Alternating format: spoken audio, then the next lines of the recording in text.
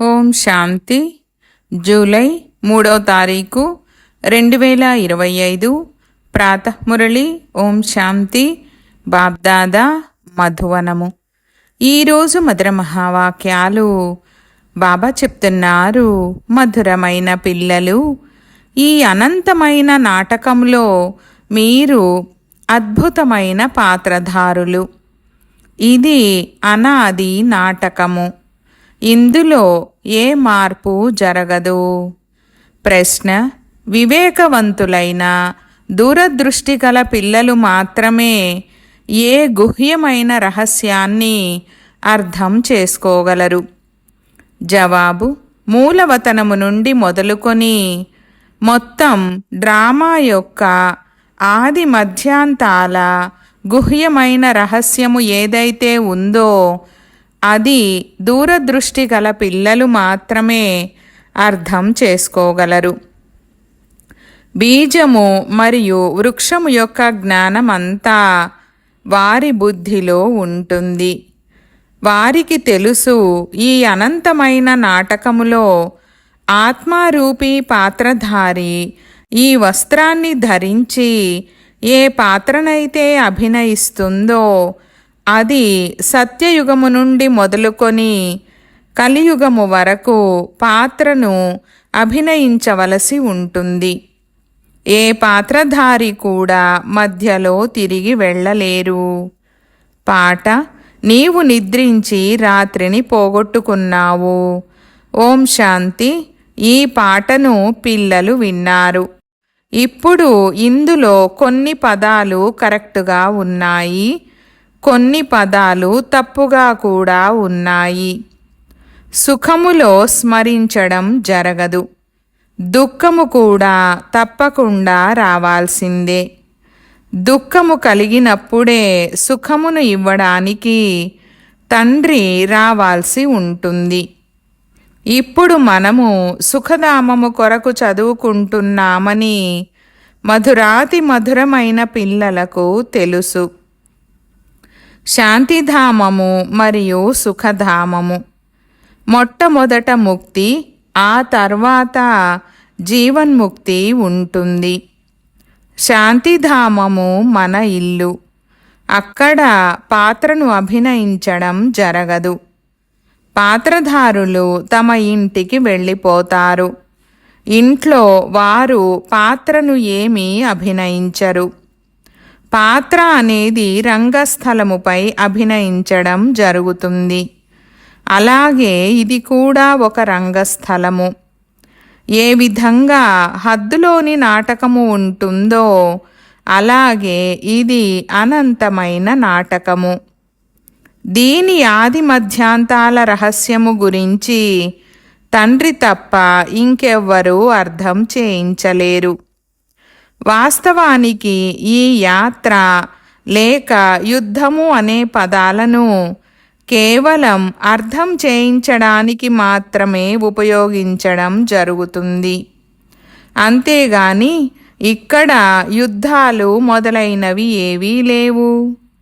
యాత్ర అనే పదము కూడా ఉపయోగిస్తారు, కానీ వాస్తవానికి అది స్మృతి.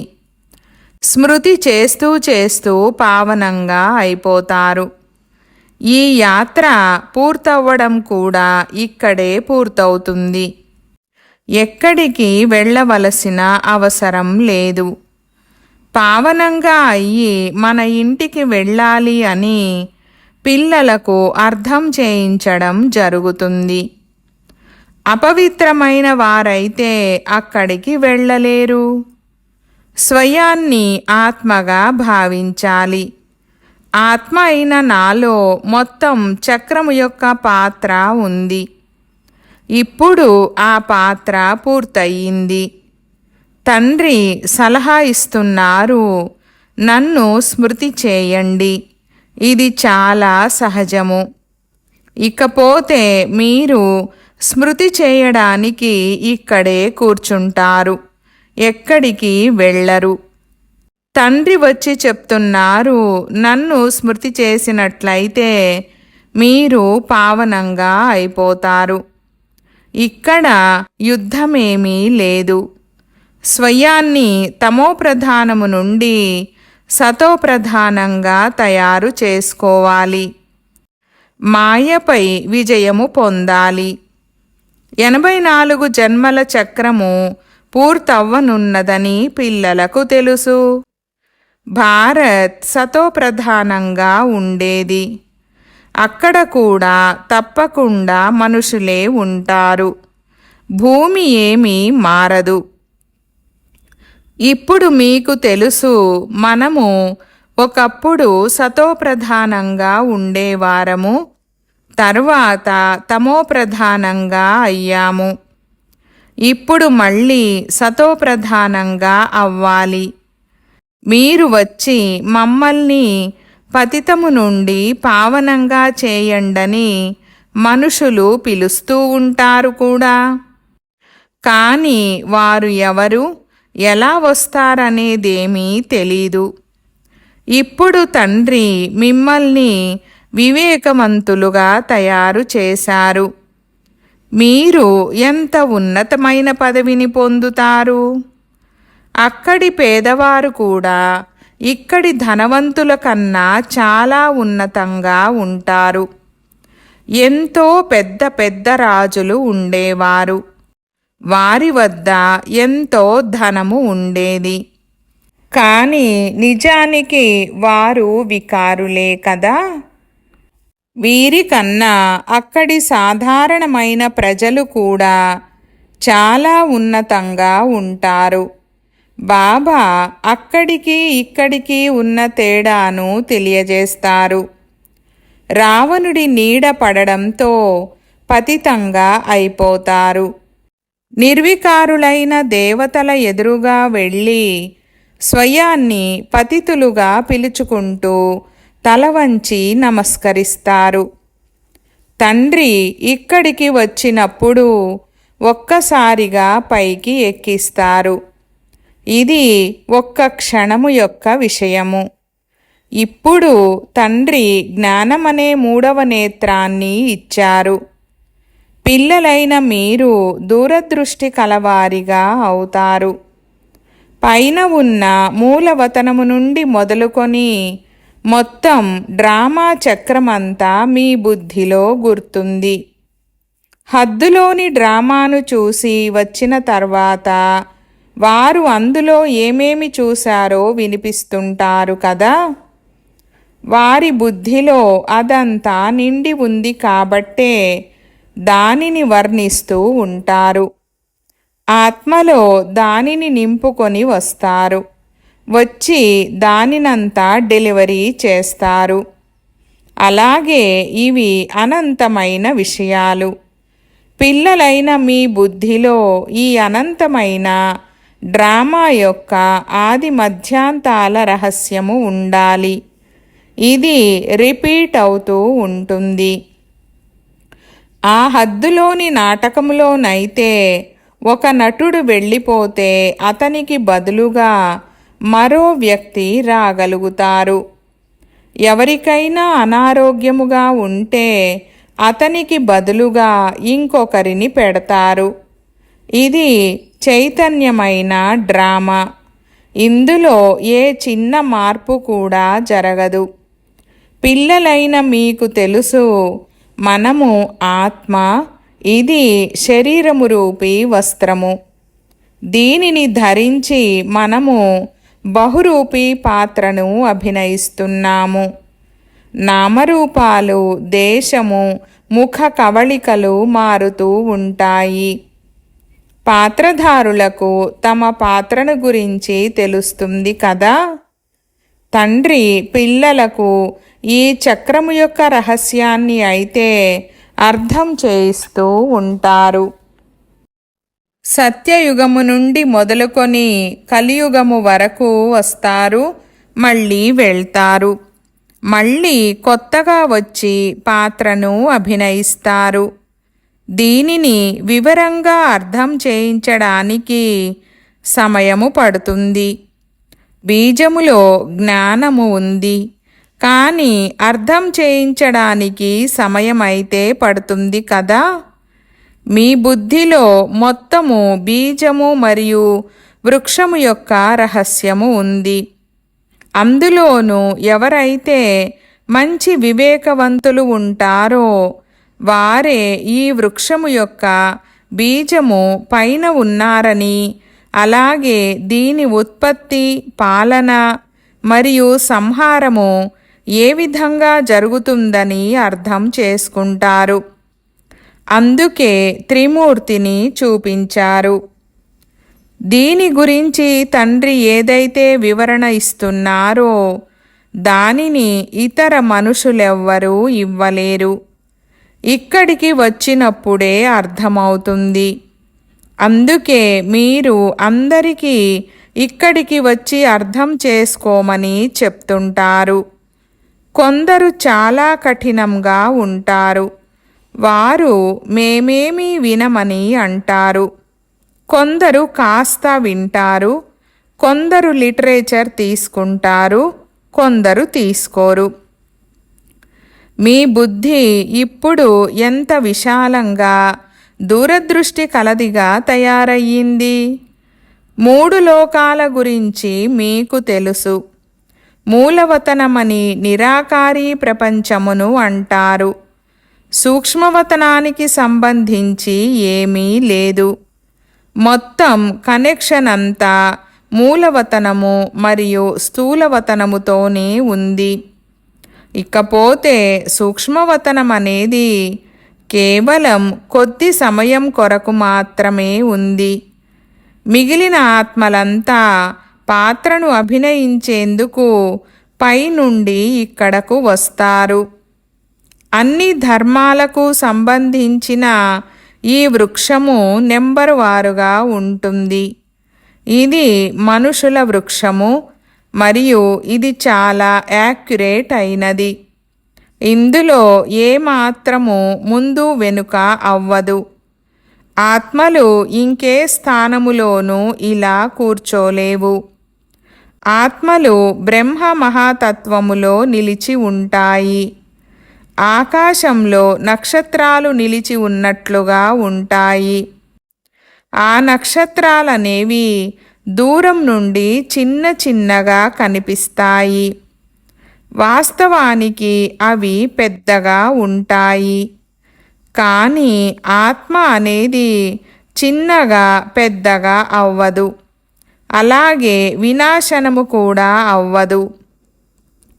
మీరు స్వర్ణిమ యుగములోకి వెళ్తారు, మళ్ళీ ఇనుప యుగములోకి వస్తారు. మనము స్వర్ణిమ యుగములో ఉండేవారమని, ఇప్పుడు ఇనుప యుగములోకి వచ్చేశామని పిల్లలకు తెలుసు. ఇప్పుడు విలువ ఏమీ లేదు. మాయ మెరుపులు ఎన్ని ఉన్నా కానీ ఇది రావణుడి స్వర్ణిమయుగము. అది ఈశ్వరీయ స్వర్ణిమయుగము. 6-7 సంవత్సరాలలో ఇక చెప్పలేనంత ధాన్యము పండుతుందని మనుషులు అంటూ ఉంటారు. వారి ప్లాన్ ఎలా ఉందో మరియు పిల్లలైన మీ ప్లాన్ ఎలా ఉందో చూడండి. తండ్రి అంటారు, పాత ప్రపంచాన్ని కొత్తది తయారు చేయడమే నా ప్లాన్. మీ అందరికీ ఒకే ప్లాన్. తండ్రి శ్రీమతము ద్వారా మనము మన వారసత్వాన్ని తీసుకుంటున్నామని మీకు తెలుసు. బాబా మార్గాన్ని తెలియజేస్తారు, శ్రీమతాన్ని ఇస్తారు, స్మృతిలో ఉండేందుకు సలహాలు ఇస్తారు. మతము అన్న పదమైతే ఉంది కదా. తండ్రి సంస్కృత పదాలనైతే వాడరు. తండ్రి అయితే హిందీలోనే అర్థం చేయిస్తూ ఉంటారు. భాషలైతే ఎన్నో ఉన్నాయి కదా. అనువాదము చేసేవారు కూడా ఉంటారు. వారు విని మళ్ళీ వినిపిస్తూ ఉంటారు. హిందీ మరియు ఇంగ్లీష్ అయితే చాలామందికి తెలుసు, చదువుకుంటూ ఉంటారు. ఇకపోతే ఇంట్లో ఉండే మాతలైతే అంతగా చదువుకోరు. ఈ రోజుల్లో విదేశాల్లో ఇంగ్లీష్ నేర్చుకుంటే ఇక ఇక్కడికి వచ్చిన తర్వాత కూడా ఇంగ్లీష్లోనే మాట్లాడుతూ ఉంటారు. వారు హిందీలో మాట్లాడలేకపోతారు. ఇంటికి వస్తే తమ తల్లితోనూ ఇంగ్లీష్లో మాట్లాడడం మొదలు పెడతారు. ఇంగ్లీష్లో మాట్లాడితే నాకేమి అర్థమవుతుందని పాపం ఆ తల్లి తికమక పడుతుంది. ఇక వారు ఎంతో కొంత హిందీని నేర్చుకోవలసి వస్తుంది. సత్యయుగంలోనైతే ఒకే రాజ్యము, ఒకే భాష ఉండేది. దానిని మళ్ళీ ఇప్పుడు స్థాపన చేస్తున్నారు. ప్రతి 5000 సంవత్సరాల తర్వాత ఈ సృష్టి చక్రము ఏ విధముగా తిరుగుతుందనేది బుద్ధిలో ఉండాలి. ఇప్పుడు ఒక్క తండ్రి స్మృతిలోనే ఉండాలి. ఇక్కడ మీకు చాలా ఖాళీ దొరుకుతూ ఉంటుంది. ఉదయం స్నానము మొదలైనవి చేసి అలా విహరించడానికి బయటకు వెళ్తే చాలా ఆనందంగా ఉంటుంది. లోపల ఇదే స్మృతి ఉండాలి, మనమందరము పాత్రధారులము. ఇది కూడా ఇప్పుడే స్మృతి కలిగింది. బాబా మనకు 84 జన్మల చక్రము యొక్క రహస్యాన్ని తెలియజేశారు. మనము ఒకప్పుడు సతోప్రధానంగా ఉండేవారము. ఇది చాలా సంతోషకరమైన విషయము. మనుషులు అలా తిరుగుతూ ఉంటారు. దానిలో వారికి సంపాదన ఏమీ లేదు. మీరైతే చాలా సంపాదన సంపాదించుకుంటూ ఉంటారు. బుద్ధిలో చక్రము కూడా గుర్తుండాలి. అలాగే తండ్రిని కూడా స్మృతి చేస్తూ ఉండాలి. సంపాదన చేసుకునేందుకు తండ్రి చాలా మంచి మంచి యుక్తులను తెలియజేస్తూ ఉంటారు. ఏ పిల్లలైతే జ్ఞానాన్ని విచారసాగర మంథనము చేయరో వారి బుద్ధిలో మాయ ఏదో ఒక అలజడి సృష్టిస్తూ ఉంటుంది. వారినే మాయ విసిగిస్తూ ఉంటుంది. నేను ఈ చక్రములో ఏ విధంగా తిరిగాను అని లోపల ఆలోచించండి. సత్యయుగములో ఇన్ని జన్మలు తీసుకున్నారు. ఆ తర్వాత కిందికి దిగుతూ వచ్చారు. ఇప్పుడు మళ్ళీ సతోప్రధానంగా అవ్వాలి. బాబా అన్నారు, నన్ను స్మృతి చేసినట్లయితే సతోప్రధానంగా అయిపోతారు. నడుస్తూ తిరుగుతూ బుద్ధిలో స్మృతి ఉన్నట్లయితే మాయా అలజడి సమాప్తం అవుతుంది. మీకు ఎంతో లాభము కలుగుతుంది. స్త్రీ పురుషులిరువురూ కలిసి వెళ్ళినా ప్రతి ఒక్కరూ ఉన్నత పదవిని పొందేందుకు ఎవరికి వారే కృషి చేయవలసి ఉంటుంది. ఒంటరిగా వెళ్తే ఇంకా ఆనందంగా ఉంటుంది. ఇక మీరు మీ ధ్యాసలోనే ఉంటారు. వేరొకరు తోడుగా ఉంటే ఎంతో కొంత బుద్ధి అటు ఇటు వెళ్తుంది. వాస్తవానికి ఇది చాలా సహజమే. పూల తోటలు మొదలైనవి అన్ని స్థానాలలోనూ ఉన్నాయి. ఎవరైనా ఇంజనీర్లు ఉంటే వారి బుద్ధిలో ఇక్కడ ఒక బ్రిడ్జి కట్టాలి, ఇది చెయ్యాలి, అది చెయ్యాలి అన్న చింతనే నడుస్తూ ఉంటుంది. వారి బుద్ధిలోకి ప్లాన్ వచ్చేస్తుంది. అలాగే మీరు కూడా ఇంట్లోనే కూర్చోండి, కానీ మీ బుద్ధి అటువైపు లగ్నమై ఉండాలి. మీరిది అలవాటు చేసుకున్నట్లయితే ఇక మీ లోపల ఇదే చింతన నడుస్తూ ఉంటుంది. చదువుకోవాలి కూడా, అలాగే వ్యాపారాలు మొదలైనవి కూడా చూసుకోవాలి.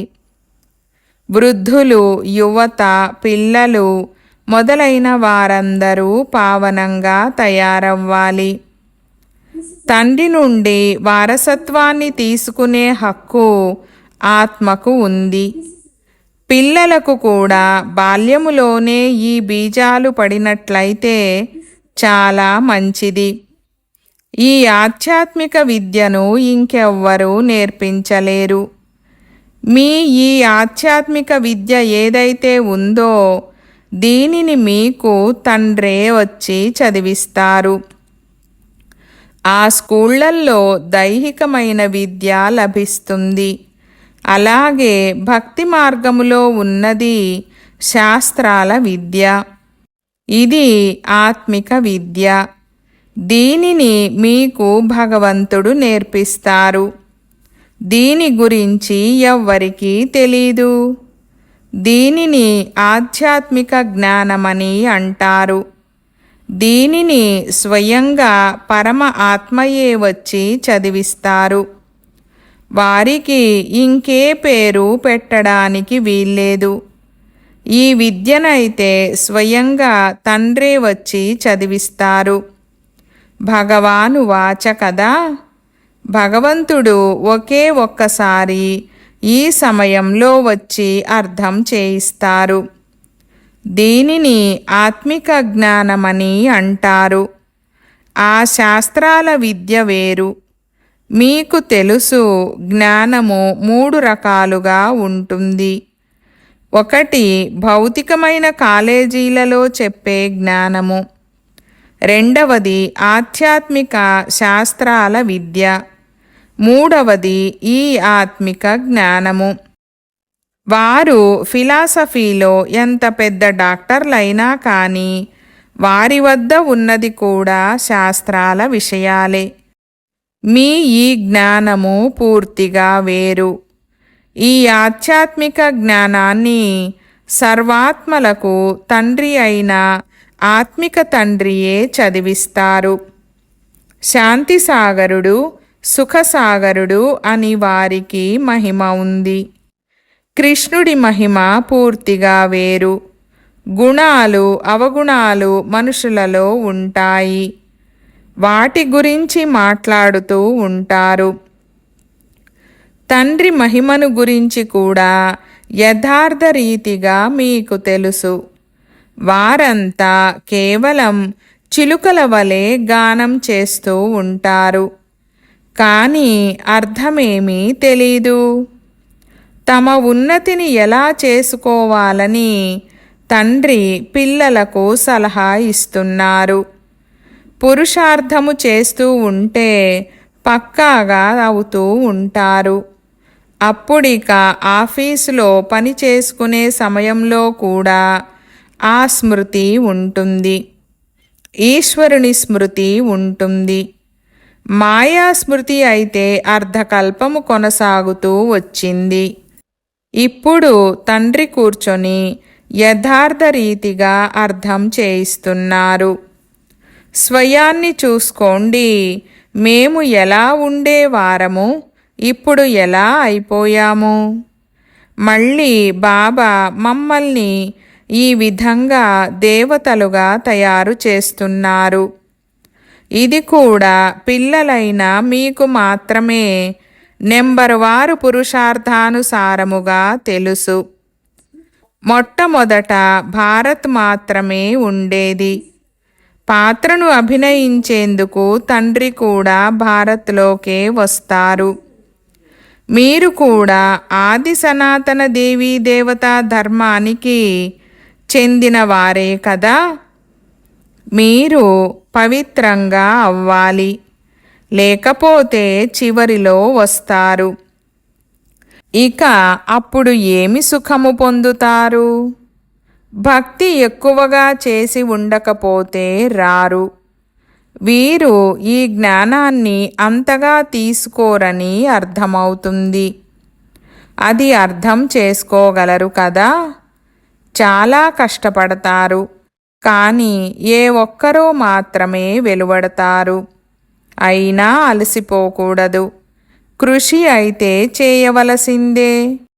కృషి చేయకుండానైతే ఏమీ లభించదు. ప్రజలైతే తయారవుతూనే ఉంటారు. బాబా పిల్లల ఉన్నతి కోసం యుక్తిని తెలియజేస్తున్నారు. పిల్లలు, మీ ఉన్నతిని చేసుకోవాలంటే ఉదయముదయమే స్నానము మొదలైనవి చేసి వెళ్ళి ఏకాంతములో విహరించండి లేక కూర్చోండి. శారీరక ఆరోగ్యము కోసం వాకింగ్ చేయడం కూడా మంచిదే. దీని వలన బాబా స్మృతి కూడా కలుగుతుంది మరియు డ్రామా రహస్యము కూడా బుద్ధిలో ఉంటుంది. ఎంత సంపాదన కలుగుతుంది? ఇది సత్యమైన సంపాదన. ఆ సంపాదన పూర్తి అవ్వగానే ఇక ఈ సంపాదన కోసం చింతన చేయండి. ఇందులో కష్టమేమీ లేదు. బాబాను చూశారు కదా, ఈరోజు ఇన్ని గంటలకు లేచాను, తర్వాత ఇది చేశాను, అది చేశాను అంటూ మొత్తం జీవిత గాథనంతా రాసుకునేవారు. తర్వాత వారు చదివి నేర్చుకుంటారని వారు భావిస్తారు. గొప్ప గొప్ప వ్యక్తుల జీవిత చరిత్రలను చదువుతారు కదా, పిల్లల కోసం రాస్తారు. తద్వారా పిల్లలు కూడా ఇంట్లో అటువంటి మంచి స్వభావము కలవారిగా ఉంటారు. ఇప్పుడు పిల్లలైన మీరు పురుషార్థము చేసి సతోప్రధానంగా అవ్వాలి. సతోప్రధాన ప్రపంచము యొక్క రాజ్యాన్ని మళ్ళీ తీసుకోవాలి. కల్పకల్పము మనము రాజ్యాన్ని తీసుకుంటాము మరియు పోగొట్టుకుంటాము అన్న విషయము మీకు తెలుసు. మీ బుద్ధిలో ఈ విషయము ఉంది. కొత్త ప్రపంచము మరియు కొత్త ధర్మము కొరకు ఇది కొత్త జ్ఞానము. అందుకే మధురాతి మధురమైన పిల్లలకు అర్థం చేయిస్తున్నారు. ఇక త్వరగా పురుషార్థము చేయండి. శరీరముపై ఎటువంటి నమ్మకము లేదు. ఈ రోజుల్లో మృత్యువు చాలా సహజమైపోయింది. అక్కడ అమరలోకములో ఇటువంటి మృత్యువు ఎప్పుడూ జరగదు. ఇక్కడైతే కూర్చొని ఉండగానే ఎలా చనిపోతారు? అందుకే మీ పురుషార్థము చేస్తూ ఉండండి, జమ చేసుకుంటూ ఉండండి. అచ్చా, मीठे मीठे सिकीलदे बच्चों प्रति मात पिता बाप दादा का याद प्यार और गुड मॉर्निंग। रूहानी बाप की रूहानी बच्चों को नमस्ते। हम रूहानी बच्चों की रूहानी बाप दादा को याद प्यार, गुड मॉर्निंग और నమస్తే నమస్తే బాబా నమస్తే. ధారణ కొరకు ముఖ్య సారము. 1వ పాయింట్, బుద్ధిని జ్ఞానచింతనలో బిజీగా ఉంచుకునే అలవాటు చేసుకోవాలి. ఎప్పుడు సమయము లభించినా ఏకాంతములోకి వెళ్ళి విచారసాగర మంథనము చేయాలి. తండ్రిని స్మృతి చేసి సత్యమైన సంపాదనను జమ చేసుకోవాలి. 2వ పాయింట్, దూరదృష్టి కలవారిగా అయ్యి ఈ అనంతమైన నాటకాన్ని యథార్థ రీతిలో అర్థం చేసుకోవాలి. పాత్రధారులందరి పాత్రను సాక్షిగా చూడాలి. వరదానము. మధురత వరదానము ద్వారా సదా ముందుకు వెళ్ళే శ్రేష్ఠ ఆత్మాభవ. వివరణ. మధురత ఎటువంటి విశేషమైన ధారణ అంటే అది చేదు ధరణిని కూడా మధురంగా తయారు చేస్తుంది.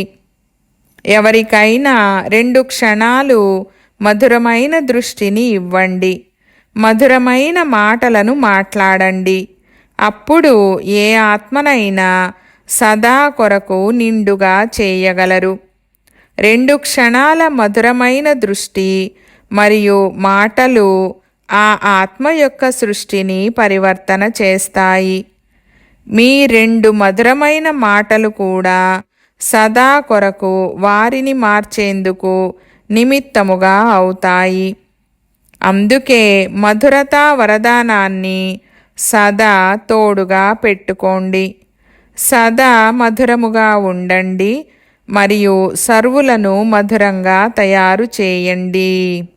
స్లోగన్: ప్రతి పరిస్థితిలోనూ రాజీగా ఉన్నట్లయితే రాజయుక్తులుగా అవుతారు.